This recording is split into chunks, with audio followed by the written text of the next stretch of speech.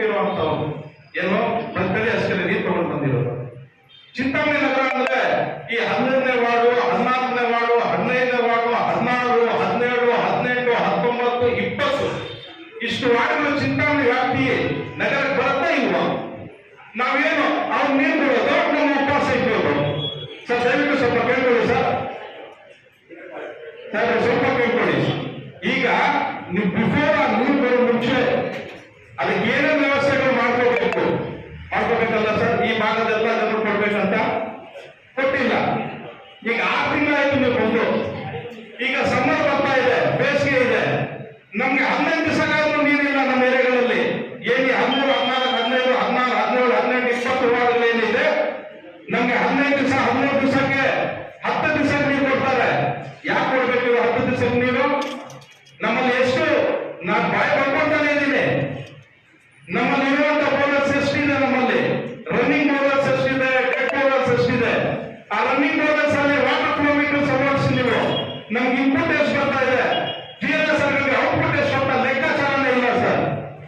ಈ ಲೆಕ್ಕಾಚಾರ ಬೇಕು ನಮ್ಗೆ. ನಮ್ಮಲ್ಲಿ ದುಡ್ಡು ಎಷ್ಟಿದೆ, ನಾವು ಎಷ್ಟು ಖರ್ಚು ಮಾಡಬೇಕು, ಏನು? ಈಗ ನಾವು ಬಜೆಟ್ ಮೀಟಿಂಗ್ ಅನ್ನು ಮಾಡಿದ್ವಿ. ಬಜೆಟ್ ರೂಪಾಯಿಗಳು ಇನ್ನೊಂದು ಮತ್ತೊಂದು ನೀರಿಟ್ಟು ನಮ್ಮಲ್ಲಿ ನೀರು ಕೊಡ್ತಾ ಇಲ್ಲ.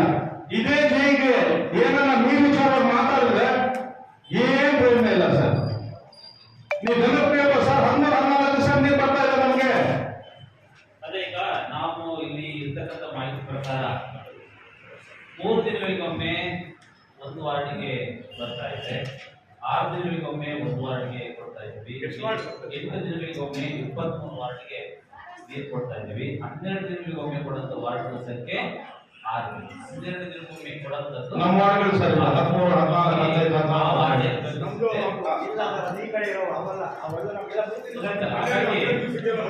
ನಮ್ಮ ಏನು ಈಗ ನಗರ ನೀರು ಸರಬರಾಜು ಮಂಡಳಿಯವರು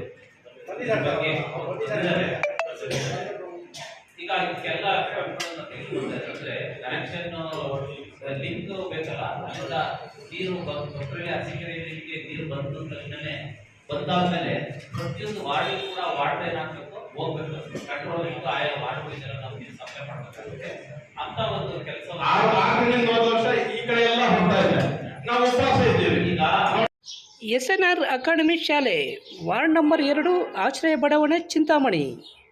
ನಮ್ಮ ಶಾಲೆಯಲ್ಲಿ 2024-25ನೇ ಸಾಲಿಗೆ ನರ್ಸರಿಯಿಂದ 10ನೇ ತರಗತಿಯವರೆಗೂ ದಾಖಲಾತಿಗಳು ಪ್ರಾರಂಭವಾಗಿವೆ.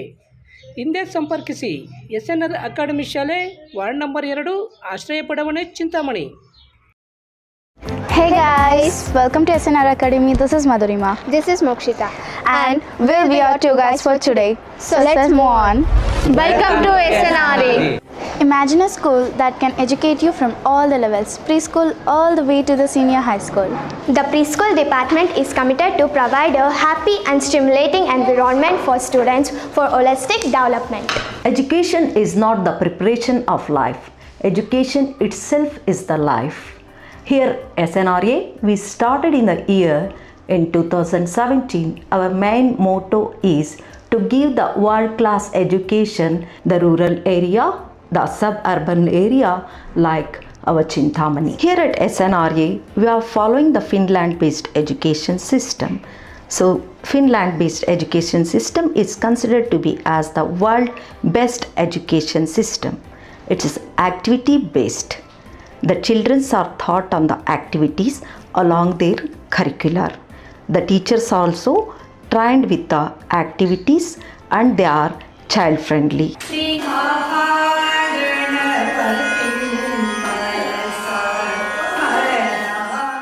Here we are creating the stress-free environment for the children.